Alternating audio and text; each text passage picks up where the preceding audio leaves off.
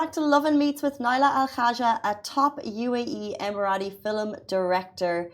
Her movies break taboo on societal issues, so not only are they horrifying, they also bring up important conversation. She was a shining star on the show this morning.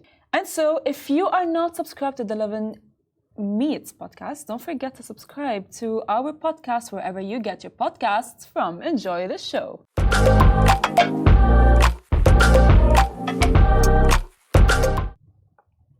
Hey guys, welcome back to the Lovin Dubai show. Today's guest is Nayla Al Khaja. She is the first female director in the UAE, renowned for her captivating work in both movies and commercials. Her latest movie has just dropped in cinemas across the GCC and MENA region. She's here to tell us why it will freak you out. Welcome to the show. Thank you so much for being here. Yay, thank you for having me. We're delighted to have you on. Yes, we are. We actually are. And I have a lot of questions because like usually, like with horror films, we do see that it's often a male who wrote it. So if you can tell us more about your movie and just like the details. Thank you for asking that, because most people are under the impression that women only do films about women and, you know, rom-coms or just like traditional dramas. But I'm all about the genre. Very intense, crazy, psychotic genre. And you know, how many times have you heard this expression? Oh my God, she's batshit crazy, excuse my language. But that means we can create those stories that are from that category, I think, right? Yeah, it is, which is amazing. I'm coming across as really mad. No, it's not at all. you're fine. I haven't seen the whole movie. I will. The trailer is intense. It's horrifying, and it seems I don't think have been produced in this region before. Correct me if I'm wrong. Yes. So what goes into making this type of movie? So basically, just to put it in context, it's a cross-cultural psychological drama / some people call it horror, because it's the horror of the mother and the intensity of the events that falls in her life while she watches her son go through this turbulence of, mental health or mental breakdown, let me say, where it's been interpreted as he's, obviously gone through what a lot of cultures believe in, the superstition and, evil eye. I'm not sure if your cultures have that, but do you do? Yeah. So it's probably everywhere, right? Yeah. Versus logic, science, and medicine, and healing through traditional senses. So it's like two worlds battling each other. And some people are saying, no, he's, obviously possessed. And the other one are like, no, he's obviously going through a slight case of schizophrenia. But one thing I have to tell you, girls, the boy is going to freak you out. He did in the short clip that I saw, he did. Like, I'm thinking about it right now. His little like kiss to the nurse. He's like, and then he goes, oh, sorry, that's it. But the beauty is that I'm very, very proud of the cast that we found for the film 3. Please go watch it in the cinema. Please watch it. And it is incredible to see first time. Yeah, I mean, this gives hope to a lot of people. First time actors from the UAE who are like now on a big silver screen in 7 countries and over 100 cinemas. That's a massive achievement to everyone who's worked on this film. But moreover, to have, let's say, Jefferson Hall from Oppenheimer, Halloween, a lot of big films. He has a massive portfolio working alongside Emirati actors and also non-Emirati actors. He actually, in one of the scenes, he pulled me on the side and he said, where did you find this kid? He's killing me. He's killing me in the good sense, like he's literally like pushing the envelope here. And honestly, my hat goes we say that expression comes down for all the wonderful performances that we have seen in the film. Amazing. So you've mentioned that you talk about in the movie about like some people think it's evil eye, some people think he's possessed, and so on. And of course, it's in my culture, and of course in everyone in your culture, and in your culture as well, in everyone's culture, right? So of course, what is one message that you had when creating the movie? So my message is, don't rush when you have someone that's really ill in your family, because it's not to be taken very lightly. And please don't listen to a lot of different, as the boy would say it actually, voices of others trying to kind of sway you from the route that you have taken. So definitely take the medical route first, because I know it's really taboo for a lot of people to say that they have a mentally challenged person at home, which, mental illness comes in many different layers and many different degrees, and there are a lot of different diagnoses. So they shouldn't give up and really go under the skin of that, because if they immediately take the religious route, which I understand and I respect, a lot of people believe and they want to do that, but what can that can actually exasperate, and that can actually make the situation worse for a lot of children. And this is based on a true story where, you know, they didn't exhaust the medical pathway first. And if you speak to a lot of Muslim religious scholars, they will tell you the same thing, that 98 to 99%, that's a huge percent, that's almost every other case of these cases are medical cases. They're not, you know, some kind of jinn who enters your body. It's not that easy. But it's amazing how people immediately jump to that conclusion and sometimes subject children, like literally go through a very aggressive, intensive, psychotic, episodes where they might come out of it even more harmed and more like might look even more deranged because of the pathway that you chose. So please exhaust the medical pathway first before you jump into other sources. Yes. It's interesting because it's a horror, it's a psychological drama, but of course, do you intentionally mean to highlight potentially harmful issues in society through your work? This is, you guys are asking me all the best questions. I have to say, Lovin Dubai I'm loving it. Like all the good ones, the juicy ones. Yes, because these are important questions. Correct.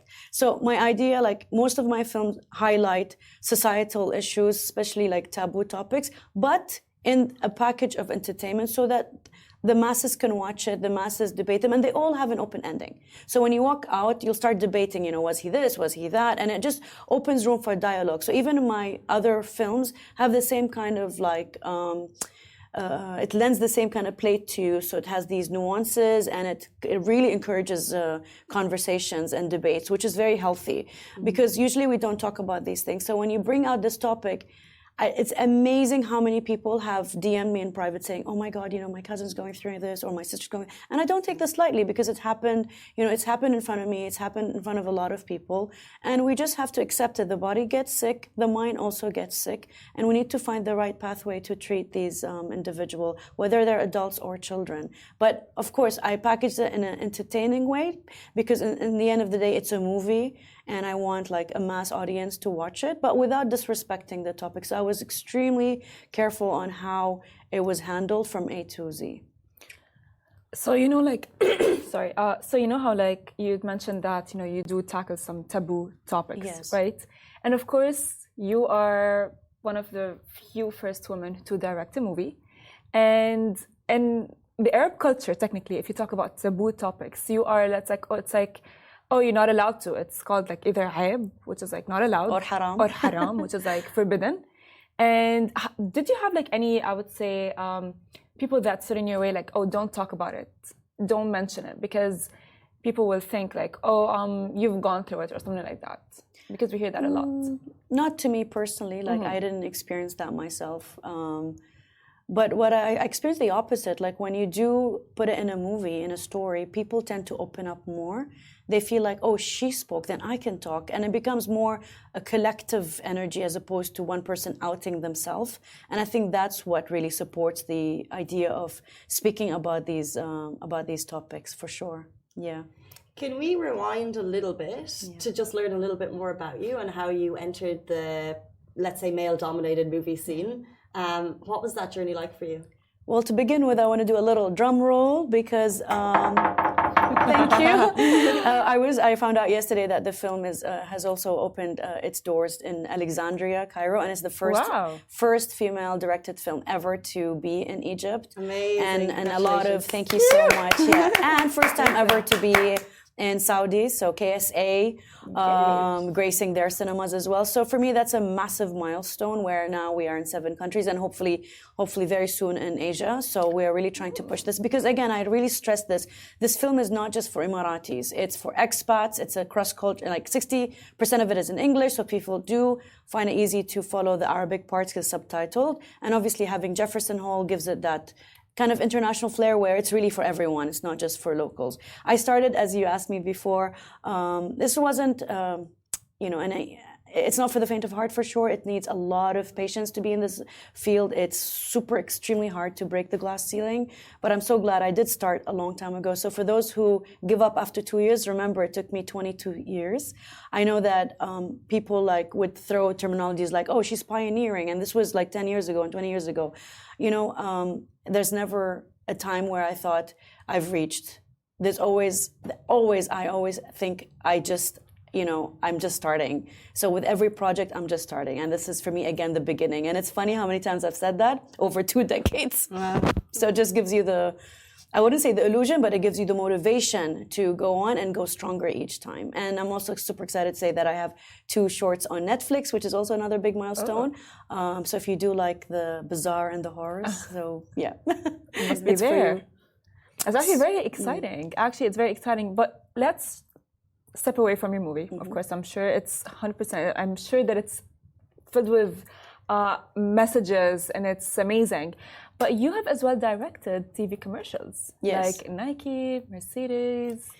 Yeah, that's a very good. Oh my God, guys, you are killing me with a good question. So basically, this is a lot of good research, but for sure. So this is how I was able to sustain myself as an artist, as someone who I paint, I love painting, so that's my background, so I do all on canvas. And a lot of people don't know this. I used to have a gallery, I sold paintings, but this is my beginning of my career. And that was kind of parallel with filmmaking.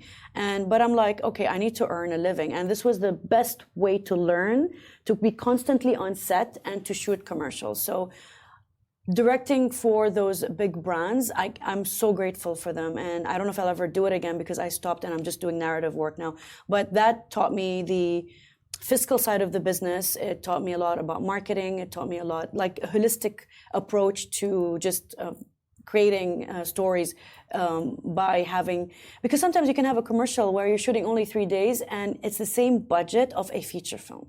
Obviously, they have massive budgets, right? Yeah. So the pressure is intense. The clients are really brutal.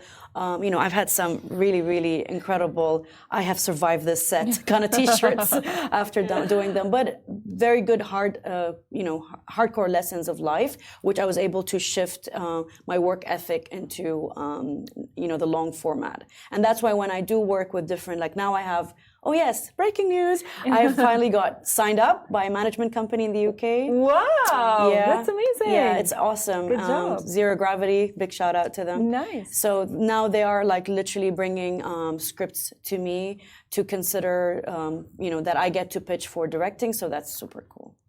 It's amazing. And you mentioned long format, and obviously in the last number of years, we've seen bigger budget, long format movies coming to the UAE, Dune, Mission Impossible, and things like that. That's coming from Hollywood. Yes. What are your thoughts on the Hollywood movies choosing to come here, and how do you think that will impact the movie scene in the UAE?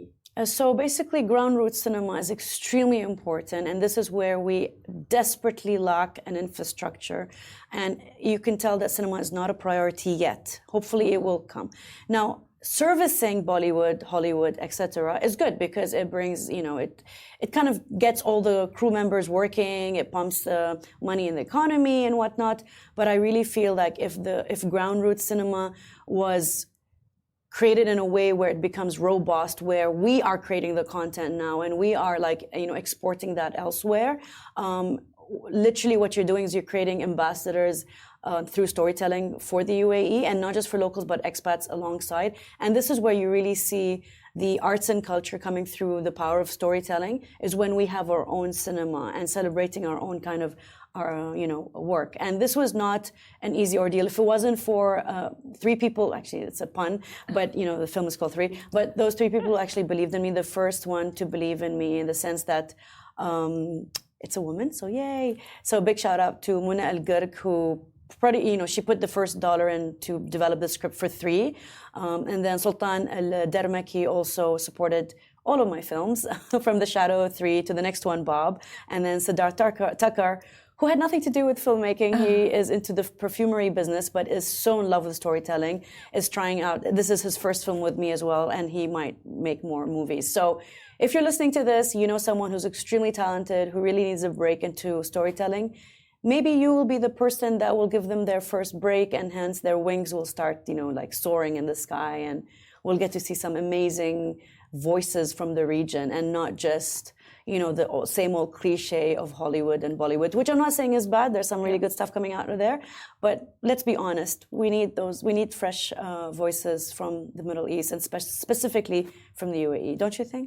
Of course, 100%. I mean, at this point when, you know, like the movie came out and an Emirati, like let alone a woman, but an Emirati woman has directed it, it just like created a whole, I would say, buzz in the Emirati world specifically because, you know, we hear like names like the Lebanese name, Nadine Lebaki and so on, but, you know, like having an Emirati woman direct a horror movie. Did you like, I would say, did you have like a vision? What was the process? How did you have like a vision of like, I want this scene to look like this and this scene to look like that? So did you have a vision? I have a clear, like a very clear way of directing in the sense that each film has a sketch. So when I have, for instance, with this film, to me, it was a funnel. So we start with very, you know, an open lens, lots of light coming in, and then it gets darker and darker, and it literally looks like a funnel. So I sketch my films first. So, for example, with my next film, Bob, everything is a reflection. So it's a parallel world where it folds. So everything folds within itself. The mountain, it's about a twin sister, the twins fold. The house is exactly symmetrical, so it literally folds. So everything is sketched where it just starts like, you know, flipping. Even the word B-A-A-B can flip on itself. So everything, I guess that could be, if you want to call it, the vision of the film. So yes, there is in my mind, a structure where I take that initial sketch and then build on that. That becomes my foundation for each film. So I start with sketching the films first, if that makes any sense. It is so interesting to hear the grassroots of these stories. It really is. We are running out of time. Very shortly, I agree there's a lot of storytelling to be done in the region. People who are trying to break the glass ceiling, anyone out there, do you have one piece of advice that you wish you had at the beginning of your journey? Yes. Don't listen to anyone. Volunteer on set if you want to get into storytelling. Really, it takes time.